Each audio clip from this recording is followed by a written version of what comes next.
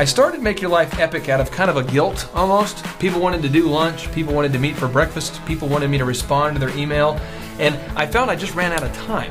I had 5 great kids, beautiful wife, and 10 different businesses I manage, and it just became impossible to meet all these people for lunch unless I was eating lunch 12 days a week, and there's only 5, so it didn't work out too well.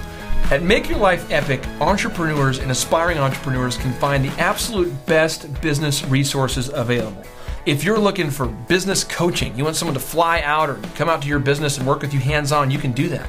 Website optimization training, sales coaching, motivational training, information on how to form an LLC, how to get properly insured, how to account for things properly. It's all here at Make Your Life Epic.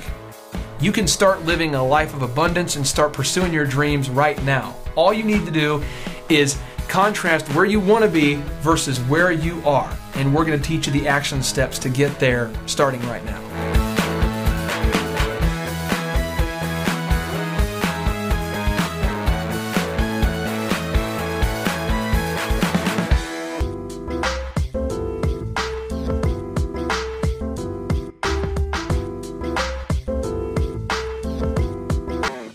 Ideal lifestyle cost? What will it cost you to live out an ideal lifestyle? Think about. So let's think real quick. Let's write a number down just so that we can have something we're working on. Write down a number of what you want your gross sales to be 12 months from now, if this works. Because I'm going to teach you very specific action steps that'll help you. But just write down that gross number. No one else will see it, just for you. I just want to know. I just want you to be able to decide whether this was successful. Okay, so what we're going to do today is we're going to teach you 3 moves. 3 moves. 1 is how to break out of the pack with social media. 2 is 6 proven social media strategies. And 3 is how to turn those clicks into cash. So people love to do things that other people are doing. In the 1960s, who remembers the 1960s? 1960s, there were these guys that had kind of shaggy hair. They landed here from England. Okay, and a lot of people didn't know who these people were. In fact, no one knew who they were. And their names was John, you got Paul, you got Ringo, you got the guys. What happens is the plane lands. When the plane lands, no one's there, and they go, publicist says, I don't think that the publicist says, I don't think this is a good thing. There's a book called PR 2.0 by Michael Levine, where you can read this story. Michael Levine. So what happens? Levine. So the plane lands, and he says, just take off, fly back. That didn't go so well. So he goes to the local high school, and he says, I need all the cheerleaders and all the kids to hold up signs and to scream the names of the people on the signs. The high school kids say, who are these people? Don't worry about it, just scream it. We're on TV. We're on TV? Oh, okay. So the camera pans. John, Paul, they get out. You know, they're cheering. Then they take the picture, they put it in the news, and it says, Beatlemania is here. Then the Associated Press sees it and goes, Beatlemania is here. And then, Beatlemania. Another guy, there's a singer, he's a lounge singer. He's handsome guy, but really had no confidence on the stage yet. He was handsome, he had a little charisma, but he had struggled with getting charisma like on the stage. And they said, his publicist says, this guy's got a problem. Well, we need to build his confidence. Well, how can we do it? Let's have girls scream when he performs. Let's have a girl faint. Sinatra, his publicist paid to have women scream. Okay, so if this works, why does everyone do it? There's 2 reasons. 1, most people are uncomfortable doing something they've never done before. When I got asked to do public speaking for the first time by the SBA, I had never spoken to a group of people when I wasn't behind a DJ booth and saying jokes. So I'm like, I'm going to have to say something sincere. You know, because I'm so used to making ridiculous jokes. And I was like, oh. So it's uncomfortable, right? The second is it does require diligence, which Jerry West, NBA Hall of Famer, says if you only work on the days you feel like working, then you won't get to the Hall of Fame. So it's a deal where like we have to do this even though we're not feeling, you know what I mean? It's new to us. It's new. Okay, let's go. All right, so move number 1 is you have to define your purple cow. This is the stuff I think is kind of fun. I'm going to give you a whole bunch of examples, and then hopefully one of them you'll get a big idea. This is for your business. It's for your life to help you get to your goals. I cannot tell you your purple cow, but you need to have a purple cow. This is what Seth Godin says. Who's Seth Godin? He does case studies of super successful companies, and this is what his observations are. He says, if your offering isn't remarkable, it's invisible. No matter how much you spend on well-crafted advertising, your offering must be remarkable, or the buyer, me, the buyer, am I going to make a remark about it? If not, then you're average and you're invisible. Say, am I going to make a remark about it? Am I going to comment on it? Think about in your business, what is something you could do I'm going to show you 3 other people today who are absolutely financially hitting home runs, who are not doing anything differently than all the things you already do, and then doing these new things. They're just added a couple new things, and that's how they're making their money. And this life is not about reading USA Today and seeing other people do it. We want to be in USA Today, right? We want to be the ones they're writing about, you know. And I want to show you an example. This morning, I was looking for PR to show you guys. Anybody here been to Las Vegas in the last 2 years? When you think of the Palazzo, do you think of a environmentally friendly, green, environmentally neutrally, I mean, it's like a neutral carbon footprint when you think of these big hotels with the big lights? What comes to your mind when you see a hotel with all the lights? Waste that power bill. Who here, which one of you guys has actually thought that? You're with your wife or your husband and you're touring and you're like, look at all the lights. I wonder what the light bill must be. Yeah, you're entrepreneurs. You have that problem. We're calculating, I wonder how much money they're making. Those suckers, how much they're gambling. And you're processing profits and losses and you're like, this is awesome. Or this is bad. Or you're thinking, this is an article today. It really did happen. I'm going to read it to you and I want you guys to go, okay? Whenever you get this wow, just kind of so I know it happened.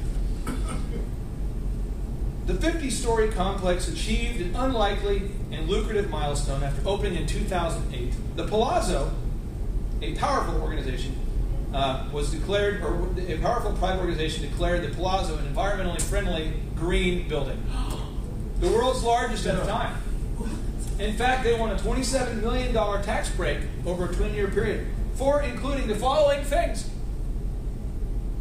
bike racks, a room card that tells guests when towels to be replaced, landscaping that does not use grass, which local laws prohibit anyway, and a preferred spot for fuel efficient cars. So I ask you, $27 million for that. yep, here's the deal. Here's the companies that grew it, and we're going to get through it. Tom's Shoes. Who here has bought Tom's Shoes or knows what Tom's Shoes is? Sir in the back, what does Tom's Shoes do? You buy one pair of shoes, they send a pair of shoes to some country underprivileged, somebody who doesn't have shoes. My daughters will buy nothing but Tom's because of that. Okay, that's example number one. How much have they spent on advertising? Zero. Was that the idea that they used before they became famous? Or did they become famous first and then come up with that idea? I've never heard of it until my oldest started buying Tom's, and she heard about it from another friend, and I don't think I've ever seen them advertised. That's right. The owner of the company, buying the stores. the owner of the store came up with the idea from the very day one, for PR reasons, and because he sincerely cared about kids, that they, for every time they sold a shoe, would give a pair away. No advertising. Okay? Another example. 2 college kids wanted to start a restaurant. They both liked golfing. But both of them didn't like waking up before noon because they were usually drunk. They started a restaurant. This restaurant was struggling. They decided, you know what? We need a purple cow. People like yourself coming up with an idea. They said, bro, what if we had like an Australian theme? Why? Bro, I've read this case study. It's called The Service and Profit Chain. It's a Harvard case review case study. Bro, it's like kangaroos, kind of talk funny, you know. Good day, mate, you know. Bobby. All right, dude. Let's think. A couple days later, all right, we're doing it. So now we have Australian Steakhouse. There's no other Australian connection. It was just. Now, why did they become famous first and then come up with the Australian theme, or was that why they became famous? You see what I'm saying in this? Now, I call this spiritual hitchhiking, but think about it for a second. You stand in front of this hotel, thumb out. No one pulls over, no one pulls over. About an hour later, some guy pulls over. What's up, man? You seem to be dressed okay. You're probably not a pillager or a rapist. Where are you going? I don't know. Okay, well, I'll leave you here. Now, if you say, where are you going? Hollywood. I can't go. Next guy. Hollywood. Next one. Okay, I'll take you halfway. You're eventually going to get to Hollywood. Just throw that out for you, okay? The world cannot conspire to help you if it doesn't know where you're going. What is your cause? What are you about? What's your purple cow? Are we the best? Are we the cheapest? What the heck are we? Let's figure that out. Let's go with our purple cow, okay? So in the context of your business, what is something that you could do that would be, I'm just trying to give you ideas because you can do whatever you want, but it has to be memorable.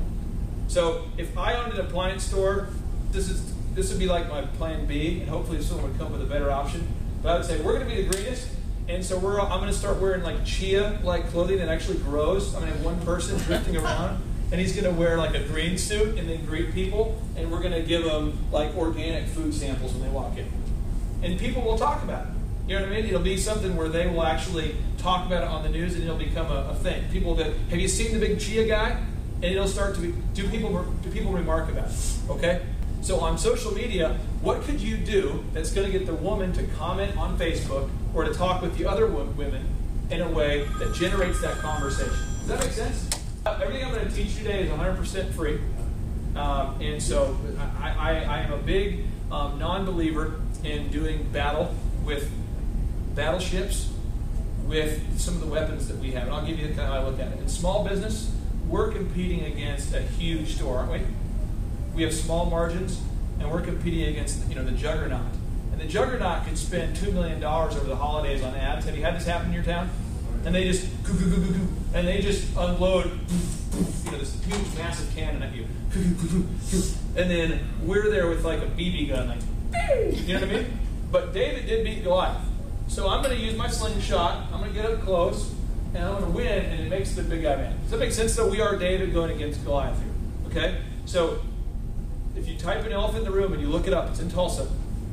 We are within 4 miles of the sports clips. You know the sports clips place? We have Top Cuts. And these guys charge on average about $9 per haircut.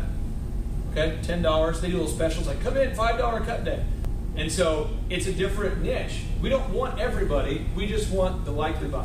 Okay? For the DJ business, we don't want everybody. We just want the bride who's getting married and has a venue. So I'm asking if you've got a target or a likely buyer. The local media is the same in every market. It's the same. It's like everywhere, same place in America. All the suburbs are kind of the same.